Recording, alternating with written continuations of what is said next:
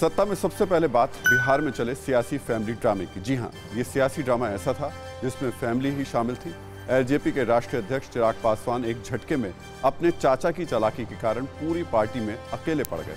6 सांसदों वाली पार्टी से 5 सांसद अलग हो गए।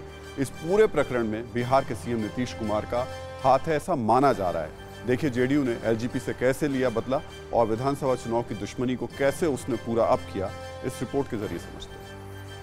रियल लाइफ के सीन का साइड इफेक्ट समझने के लिए अब रियल लाइफ का ये सीन देखिए।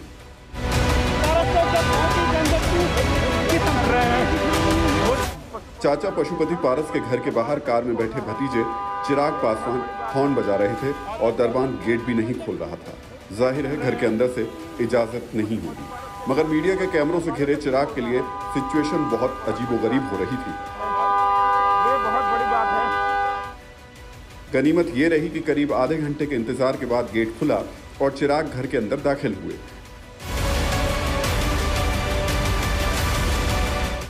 लेकिन 1 घंटे के बाद जब चिराग घर के बाहर निकले तो उनके हाथ उम्मीद की रोशनी नहीं बल्कि नाउमीदी का अंधेरा था। किसी फिल्म की पटकथा की तरह एलजेपी में हुए फैमिली ड्रामे ने बिहार की सियासत में बड़ा उलटफेर कर दिया है।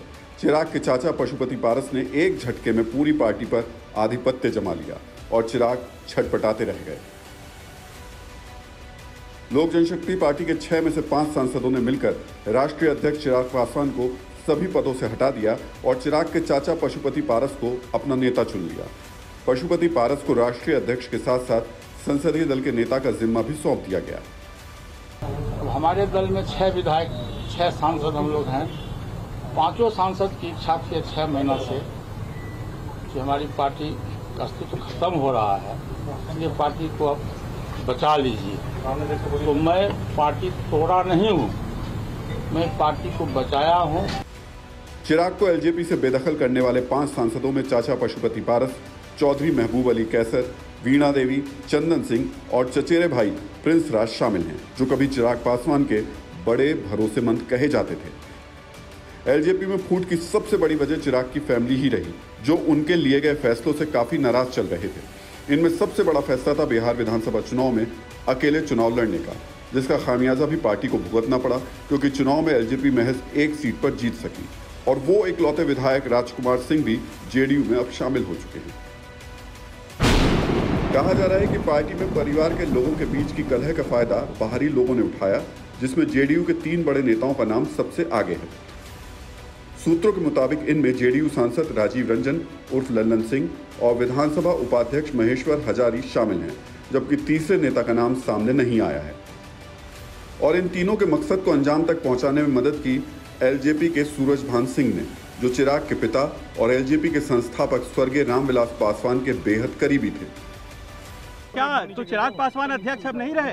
अब अभी तो अध्यक्ष वो हैं। हाँ। लोकसभा में सदन के नेता, संसदीय दल का नेता, लोकसभा में कल ही सारे 5 सांसदों ने ओम बिरला जी को लिख के दे दिया। तो कि क्यों अलग कर दिया आपने चिराग पासवान को? देखिए, अब 99% कार्यकर्ताओं की इच्छा, अपेक्षा और आकांक्षा थी कि पारस जी बागडोर संभाले और 2020 का जो चुनाव अकेले लड़ने का फैसला था, नीतीश तेरी खैर नहीं, मोदी से बैर नहीं, इसको किसी ने नहीं सराहा। अब जरा इस पूरे सियासी समीकरण को बनाने और बिगाड़ने की वजह भी जान लीजिए। खबर है कि एलजेपी से अलग होकर या कहीं नई एलजेपी बनाकर पशुपति पारस समेत 5 सांसद जेडीयू का समर्थन कर सकते हैं, ताकि केंद्रीय मंत्रिमंडल में इन दोनों पार्टी की भागीदारी बढ़ सके। फिलहाल लोकसभा में बिहार से जेडीयू के 16 सांसद हैं। अगर एलजेपी के 5 सांसदों का समर्थन मिलता है तो नीतीश के पास कुल 21 सांसदों की ताकत हो जाएगी, जिससे केंद्र सरकार में मंत्री पद हासिल करने में मदद मिलेगी। जानकारों के मुताबिक नीतीश ने पुराने करीबी पशुपति पारस को साथ कर अपने सियासी दुश्मन नंबर 1 चिराग पासवान का पत्ता साफ कर दिया और अब चिराग के सामने अंधेरा ही अंधेरा है।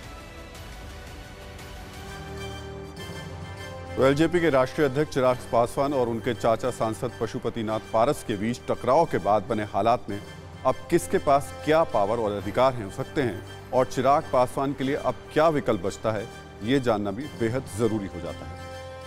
पहला विकल्प, चिराग पासवान लोकसभा स्पीकर को पत्र लिखकर शिकायत कर सकते हैं। दूसरा विकल्प, चुनाव आयोग के पास जा सकते हैं कि एलजेपी के असली वारिस वही हैं।